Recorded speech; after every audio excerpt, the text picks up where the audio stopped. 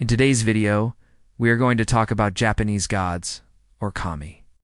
Japan is unique because its indigenous religion has survived to modern times almost entirely intact. This means that many of the traditions, customs, and even superstitions of Japan have their roots in this ancient belief system. Shintoism is actually not a religion with a founder, scriptures, or creeds.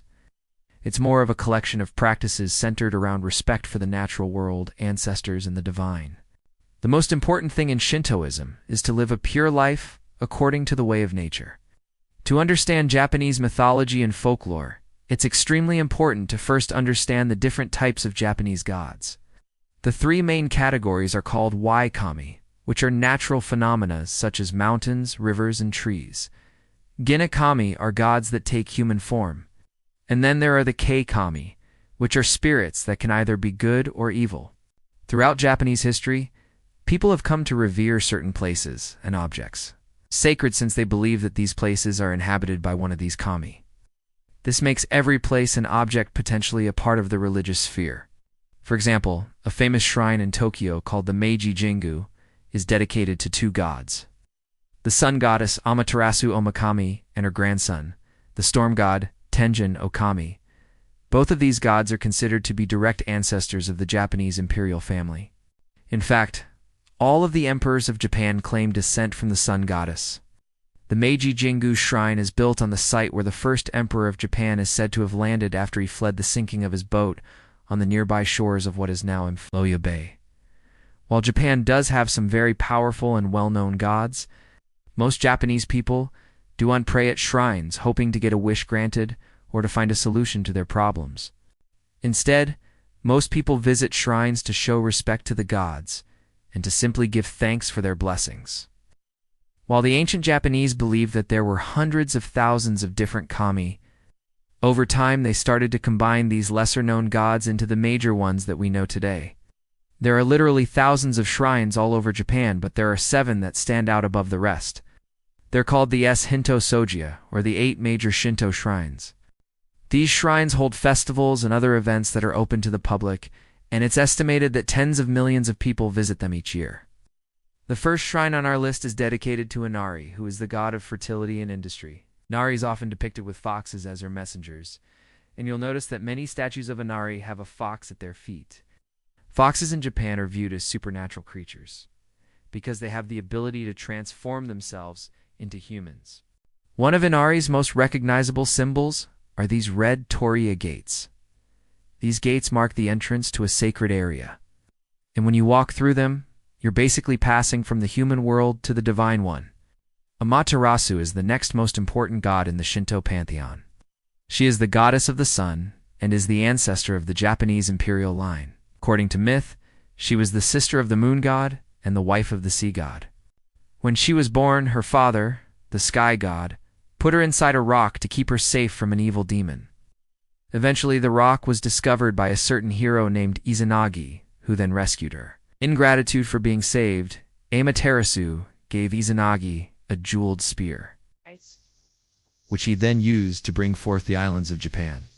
She is often depicted with a mirror instead of a sword, because in ancient times, mirrors were seen as a way to view the sun. The Emperor Emu, the first emperor of Japan, claimed to be a direct descendant of Amaterasu.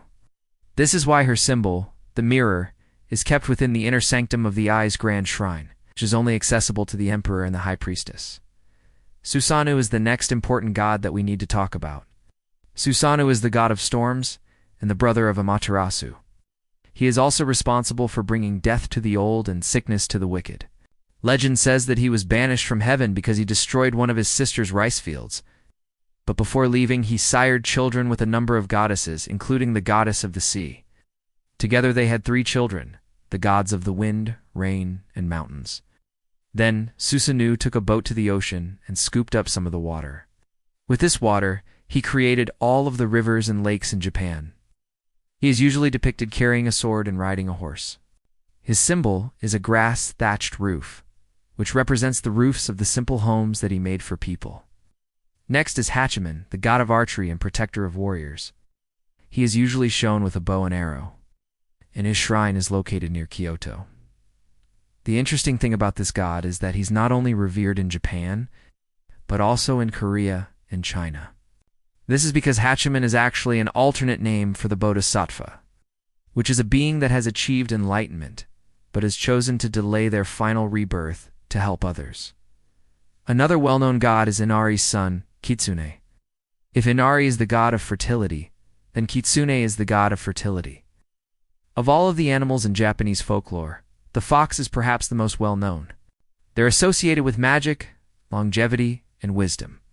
While most commonly depicted with a white tail, in some legends they are shown with a red one.